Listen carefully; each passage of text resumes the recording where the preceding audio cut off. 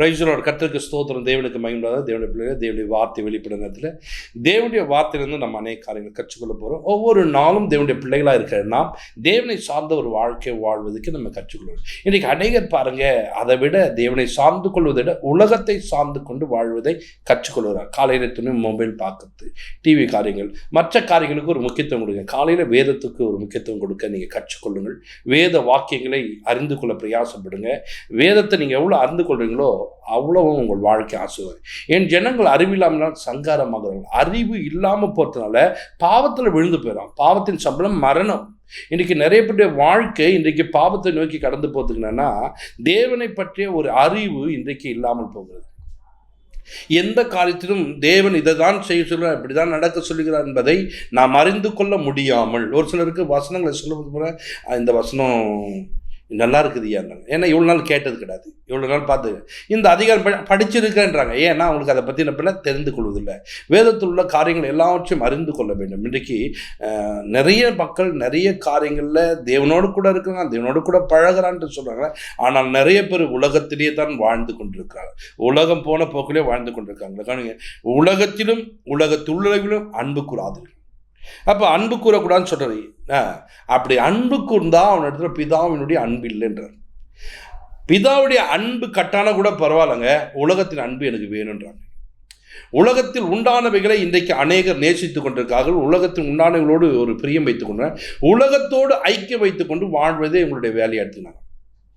அப்போ தேவ பிள்ளைகளே, நமக்கு பிதாவுடைய அன்பு ரொம்ப முக்கியம். இந்த பிதாவுடைய அன்பு கட்டாவதுன்னு சொன்னால் இயேசு அங்கே கதறுகிறார். பிதாவே ஏன் என்னை கைவிட்டீர் என்று கேட்கிறார். ஏன்னா அந்த அன்பு கட்டாகக்கூடாது. யாருடைய அன்பு போனாலும் பரவாயில்ல, எனக்கு பிதாவுடைய அன்பு வேணும், பிதாவுடைய அன்பு வேணும், அந்த அன்பு என்னை விட்டு போயிடக்கூடாது அப்படின்ட்டு ஏன் என்னை கைவிட்டீர் அன்பு. பார்த்தீங்களா, இன்றைக்கு அந்த சிலுவையின் மரண பரியந்தத்தில் எல்லாருடைய பாவத்தை சுமக்கும் போது அந்த அன்பு கட்டாகும் போது அவர் கதறுகிறார். ஆனால் நீங்களும் நானும் கவனிச்சிக்கலாம், நிறைய நேரத்தில் பிதாவுடைய அன்பு கட்டான கூட பரவாயில்ல, நான் உலகத்தில் தான் இருப்பேன்ட்டு ஒரு நாள் நான் அப்படி வாழ்ந்தேன். பின்வரும் நாட்களில் அப்படிப்பட்ட வாழ்க்கை எனக்கு தேவையில்லை, அப்படிப்பட்ட காரியங்கள் நான் விரும்பவில்லை, அப்படிப்பட்ட காரியங்களுக்கு நான் முக்கியத்துவம் கொடுக்க மாட்டேன் என்று சொன்னேன். ஏனென்று சொன்னால் நாம் பிதாவுடைய அன்புள்ளவர்களாய் வாழ வேண்டும். பிதாவானவர் தான் நமக்கு வேண்டியதெல்லாம் சந்திக்கக்கூடியவர். பிதாவானவர் தான் நம்முடைய தேவைகளை சந்திக்கக்கூடிய ஒரு தெய்வமாக இருக்கிறார். பிதாவானவர் பாருங்க, உங்களுக்கு இன்னது தேவை என்று அறிந்து வைத்திருக்கிற ஒரு பிதா. அப்போ அந்த அறிந்து வைத்திருக்கிற நீங்கள் ஃப்ரெண்ட்ஷிப்பை கட் பண்ணிங்கன்னா எப்படி உங்கள் தேவைகள் சந்திக்கப்படும்? உங்களுடைய எல்லா தேவைகளும் பூர்த்தி செய்கிற பிதா. அப்படியாப்பட்ட ஒருவரோடு ஃப்ரெண்ட்ஷிப்பை நீங்கள் கட் பண்ணுங்க. உலகத்தில் நீங்கள் அன்பு கூறும்போது, உலகத்தில் உள்ளவர்கள் அன்பு கூறும்போது அங்கே பிதாவுடைய அன்பு கட்டு. அப்போ இந்த உலகத்தில் ஏன் ஆண்டவர் அன்பு கூறக்கூடாதுன்னு சொன்னோன்னா, அது கீழே இருக்க நீங்கள் வசனத்தை பார்க்கும்போது 1 யோவான் 2:16 வசனத்தை பார்த்தீங்கன்னா, ஏனெனில் மாம்சத்துக்குள்ள ஒரு இச்சை ஒன்று இருக்குது, கண்களின் இச்சை இருக்கான், ஜீவனத்தின் பெருமை இருக்கான், இவைகள் உலகத்தில் உண்டானவைகள், இது பிதாவினாலே உண்டாக்கப்படவில்லை. அப்போ பிதாவினால் உண்டாக்கப்பட்டது எனக்குள்ளே இருக்க வேண்டும். இப்போ நான் எதை வைத்துக் கொள்கிறேன்? கண்களின் இச்சையை வைத்துக் கொள்கிறேன், இந்த மாம்சத்தின் இச்சையை வைத்துக் கொள்கிறேன், ஜீவனத்தின் பெருமை இது இருக்குது என்கிட்ட. இப்படிப்பட்ட காரியங்களை நாம் வைத்துக்கொண்டு வாழும்போது, ஏன் என்கிட்டன்னு சொல்கிறேன்னு சொன்னால் நல்லா கவனிச்சுங்க. உங்ககிட்ட சொன்னால் ஆடுவாங்க, நீங்களாம் கரெக்டாக இருக்க மாதிரி நடந்துக்குவேன். நிறைய நேரத்தில் கவனிங்க, ஒரு நாள் இருந்தது, அதை நான் என்ன பண்ணேன், இப்படியாப்பட்ட காரியங்களை விட்டு விலக கற்றுக்கொண்டேன். வெளியில் ரோட்டில் நின்னாத்தானே எல்லாரையும் பார்த்துன்னு போயின்னு வந்துன்னு இருக்க முடியும். சும்மா அந்த வீதிகளில் போய் உட்காந்தாத்தானே. நிறைய பேருக்கு பாருங்கள், வீட்டுக்குள்ளே உட்கார பிடிக்காது, டக்குன்னு வெளியில் வந்து உட்காருவாங்க. அப்படி இல்லைன்னா வீட்டுக்குள்ளே உட்காந்தா கூட டிவியை போட்டு என்ன பண்ணுவாங்க, எல்லாத்தையும் பார்த்துன்னு, இவங்க கண்ணு அப்படின்னா பார்த்துன்னே இருக்கணும். எதுனா ஒன்று கண்ணு பார்க்காம இருக்கக்கூடாது, வாய் பேச்சுட்டே இருக்கணும் பெருமையானவைகளை. இதை நீங்கள் மாற்றுங்க. இன்றைக்கி பைபிளுக்குள்ளே இருந்தீங்கன்னா அவருடைய வார்த்தையை நீங்கள் கேட்டீங்க, அவருடைய வார்த்தையை பார்க்குறீங்க, அதுதான் உங்களுடைய. ஆனால் இன்றைக்கி அதில் ஒரு கவனம் இல்லை. நிறைய பேர் பாருங்கள், இந்த கண்ணை திறக்கணும், டிவியில் பாருங்கள் 50 பேர் தருவாங்க, 100 பேர் தருவாங்க, அப்படியே நிகழ்ச்சி இப்படி பார்த்துன்னு இருக்கலாமா அப்படின்னு பார்த்துருக்காங்க. இல்லைன்னா ரோட்டுக்கு வந்து நின்றுவாங்க. இப்படி தான் இன்றைக்கி மாற்றி இந்த கண்கள் ஒன்றை இச்சிக்குது பாருங்கள், அந்த இச்சைக்கு ஒரு முக்கியத்துவம் கொடுக்குறீங்க. அப்போ இச்சிக்கும் போது என்ன நடக்குன்னு சொன்னால், போகிற வரவங்களெல்லாம் ஒரு மாதிரி பார்த்துருப்பாங்க. அவங்களுடைய பார்வையில் தவறான காரியங்கள் உண்டாகும், தவறான சிந்தனை.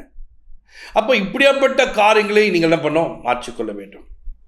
அதுக்கப்புறம் ஒரு காரியங்களை நீங்கள் பார்க்கும்போது பாருங்க, மாம்சத்தின் இச்சை. இந்த மாம்சம் ஒரு காரியங்களை விரும்பும்.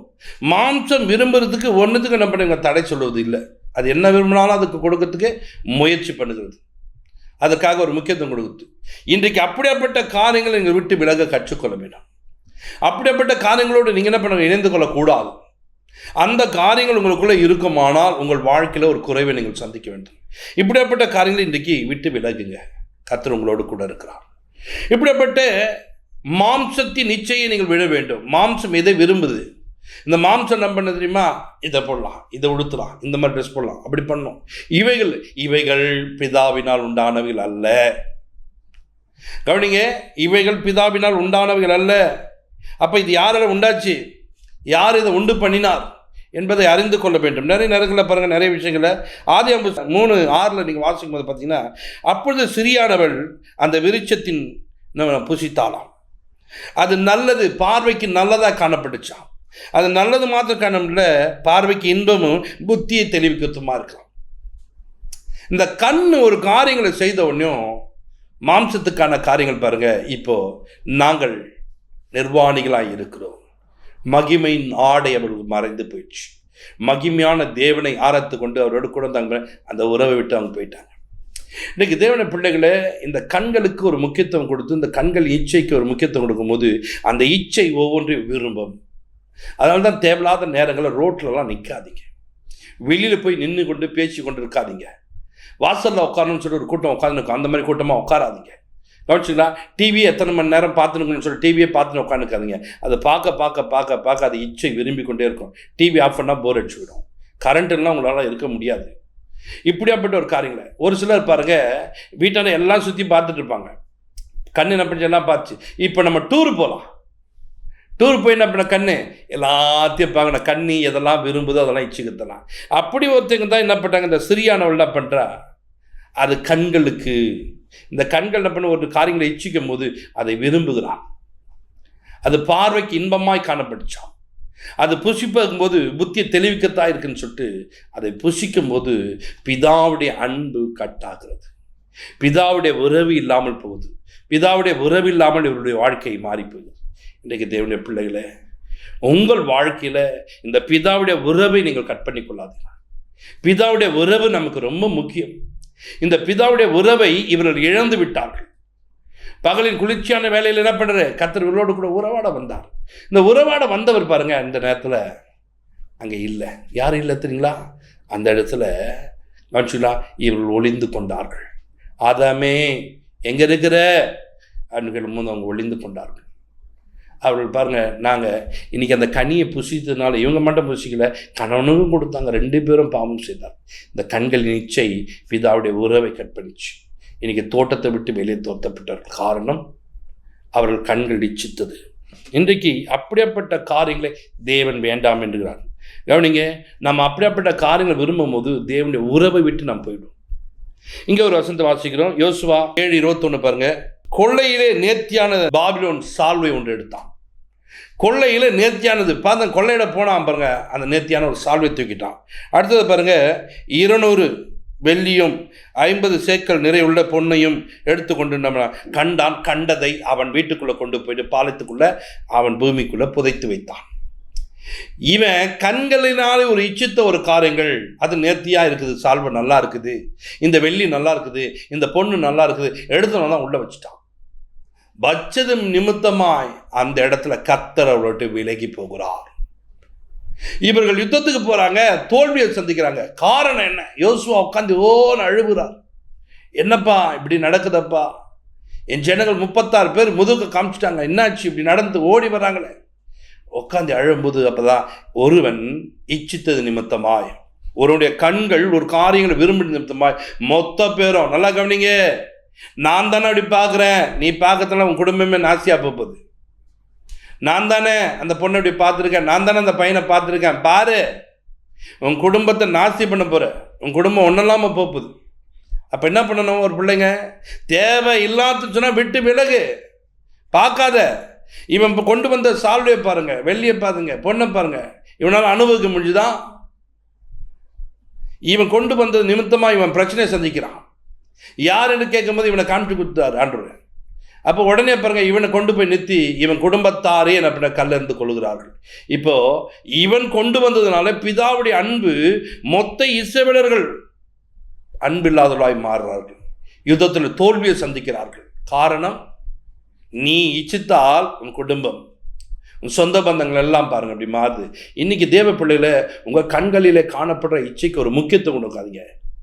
மாம்சத்தில் காணப்படுற அந்த காரியங்களுக்கு என்ன பண்ணுங்க, இச்சித்து அது நிமித்தமாக முக்கியத்துவம் கொடுக்காதீங்க. இன்றைக்கி பாருங்கள், நிறைய பேருக்கு ஆடி ஆஃபர் ஸ்டார்ட் ஆயிடுச்சு. உடனே பாருங்கள், கடைக்கு போகணும், அதை போகணும், 1 வாங்கக்கூடாது, 2 வாங்கணும், 3 வாங்கணும், 4 வாங்கணும், 10 வாங்கணும். அவங்கள என்ன பண்ணால் வருவீங்கன்னு சொல்லி தான் தெரிஞ்சு என்ன பண்ணுறான், அந்த ஆஃபரை போடுறான். அதை தேடி தேடி தேடி கடைக்கு போயிட்டா போயிட்டுங்க, 1க்கு 2, 2க்கு 4ன்னு சொல்லிட்டு வாங்கிக்கணும். வந்து உங்களுடைய வேலை வாங்கிக்க. மாம்சத்துக்கு இச்சைக்கு என்ன பண்ணுங்க, எவ்வளோ உடுத்தினாலும் இதுக்கு போதாது. நீ உடுத்திக்கொண்டே இருக்க வேண்டியதுதான். காலையில் 1, மாலையில் 1, நைட் 1, நீ உடுத்திக்கொண்டே இருக்கா. உடுத்த பிதாவுடைய அன்பை நீ இழக்கிறாய். இந்த மாம்சம் என்ற விரும்புது. இந்த மாம்சம் விரும்புவதுக்கு நாம் முக்கியத்துவம் கொடுக்கிறோம். அதனால தான் நம்முடைய காரியங்களை குறைவை நாம் சந்திக்கிறோம். இன்றைக்கு தேவனுக்கு எது பிரியம்? உலகத்தில் உண்டானவைகளுக்கு முக்கியத்துவம் கொடுக்காதீங்க, தேவனால் உண்டானவைகளுக்கு ஒரு முக்கியத்துவம் கொடுங்க. தேவன் எதை விரும்புகிறார்? தேவ சமூகத்தில் காத்திருப்பதை கர்த்தர் விரும்புகிறார். தேவனுக்கு உண்மையாய் வாழ்வதை விரும்புகிறார். பக்தியாய் வாழ்வதை கர்த்தர் விரும்புகிறார். அவனுங்களா, நீங்கள் அப்படி வாழக்கூடியவர்களாக மாறணும். பக்தி வைராக்கியம், கர்த்தருக்காக ஏதாவது ஒன்று செய்ய வேண்டும் என்ற எண்ணம். எகு அப்படியா பக்தி வைராக்கியமாக இருக்கிறார். அந்த பக்தி வைராக்கியத்தினால ஆகாப்பின் குடும்பம் முழுவதையும் அழித்து போடுகிறார். அவர் அந்த பக்தி வைராக்கியம். எலியாவுக்குள்ளே பக்தி வைராக்கியம் இருக்குது. கர்த்த தேவனா கர்த்தரை தொழுதுகள், பாகால் தேவனா பாகாலை தொழுதுகள். இந்த பக்தி வைராக்கியம் உனக்கு இல்லை.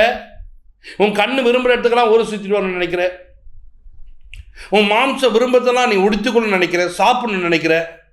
ஆனால் இதுக்கு நீ முக்கியத்துவம் கொடுத்த, நீ எதுக்கு முக்கியத்துவம் கொடுக்க மாட்டேதுமா?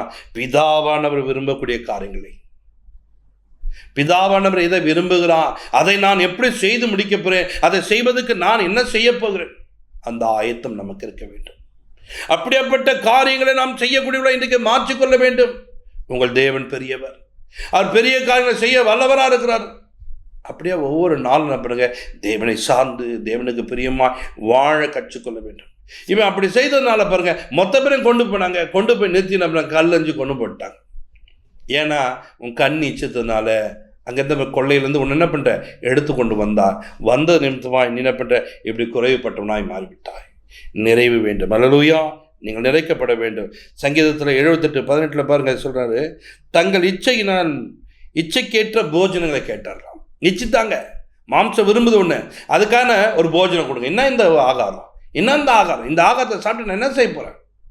அப்போ ஆகாரம் பாருங்க வித்தியாசமாக வேணும், ஆகாரம் வித்தியாசமாக வேணும்னு சொல்லிட்டு இவங்க ஆகாரத்தை கேட்டு என்ன பண்ண, தேவனை பரீட்சை பார்த்தார்களாம். இந்த போஜனத்தை நிமித்தமாக இவரை பரீட்சை பார்க்குறாங்க, சோதித்து பார்க்குறார்கள். இன்றைக்கு தேவ பிள்ளைகளை, நீ மாம்சத்துக்கு முக்கியத்துவம் கொடுப்பினா, உன் கண்களுக்கு முக்கியத்துவம் கொடுப்பினா, நீ தேவனுக்கு விரோதமான காரியங்களை, பிதாவுடைய அன்பை விட்டு விலகக்கூடிய ஒரு மனிதனாக மாறிடுவார். நீங்கள் தேவனுக்கு பிரியமாய் நடக்க, தேவனுக்கு பயந்து வாழ, பிதாவுடைய சித்தத்தை செய்யக்கூடிய ஒரு மனிதனாக நீங்கள் ஒவ்வொரு நாளும் உங்களை மாற்றிக்கொண்டு நடக்க நீங்கள் பிரயாசப்பட வேண்டும். என் தேவனுக்கு உகந்த ஒரு பாத்திரமாக நான் மாற வேண்டும். ஏன்னா ஜீவனத்தின் பெருமை இவைகள் உலகத்தில் உண்டானவர்கள் அல்ல. நான் எப்படி இருக்கேன் பார்த்தியா, எங்கள் குடும்பம் எப்படிதான், இந்த பெருமை காட்டாதீங்க, அதை கர்த்தர் விரும்பவில்லை. அப்போ ஜீவனத்தின் தாழ்மையை தேவன் விரும்புகிறார், கண்களின் இச்சையை விரும்பவில்லை. கண்கள் தாழ்மை தத்து கொண்டு தேவனுக்கு உகந்ததை தேடக்கூடியதா கர்த்தர் விரும்புகிறார். நீங்கள் அப்படியாப்பட்ட காரியங்களை செய்வதற்கு உங்களை அர்ப்பணிங்கள். தேவன் உங்களை வழிநடத்த வல்லவராக்கார். பரலோக பிதாவே, உமக்கு நன்றி செலுத்துகிறோம் ஆண்டவரே. இப்பொழுதும் உங்களுடைய ஜனங்கள் ஆண்டவரே அப்பா, தேவனுக்கு உகந்தவர்களை செய்யத்தக்கதாய், பிதாவானவர் விரும்பக்கூடிய காரியங்களை இவர் செய்து முடிக்கத்தக்கதாய் இவருக்கு வேண்டிய கிருபை தாரமாட்டேன், பலனை தாரமாட்டேன். ஆசீர்வதிங்கப்பா. உங்களுடைய ஜனங்கள் நாளுக்கு நாள் உங்களுடைய கிருபையில வளர அப்பா, உங்களோடு கூட நடக்க கிருபை தாரும் ஆண்டவரே. அப்பா, இன்றைக்கு கண்கள் நீச்சியும் ஜீவனத்தின் பெருமையும் அன்று வைத்துக்கொண்டு வாழாதபடிக்கு ஆண்டவரே அப்பா, அந்த மாம்சத்துக்குரியவர்களுக்கு முக்கியத்துவம் கொடுக்காதபடிக்கு ஆண்டவரே, பிதாவானவர் விரும்பக்கூடிய காரியங்களை நாங்கள் செய்து முடிக்க வேண்டும். அதை செய்வது என்னுடைய வேலை என்று செய்யக்கூடியவர்களா மாற்றம் ஆண்டவரே. இத்தனை ஜனங்கள் இன்றைக்கு கெட்டு போய் இருக்க, நான் இன்றைக்கு ஊரை சுற்றலாமா, நான் இதை விரும்பலாமா? இல்லை, நான் தேவ சமூகத்தில் உட்காந்து பக்தி வைராக்கியமாக என் பகுதி மக்களை, என் சொந்த பந்தங்களை ரட்சிப்புக்கு நேராக நடத்த இருக்கணும். நான் தேவனுடைய பாதத்தில் அமருன்னு சொல்லிட்டு உம்முடைய சமூகத்தில் அமர்ந்து அன்றே உம்முடைய உறவிலை நிலைத்திருக்க வேண்டிய கிருபையும் பலனையும் அவர்களுக்கு தந்து நீர் ஆசீர்வதிங்க.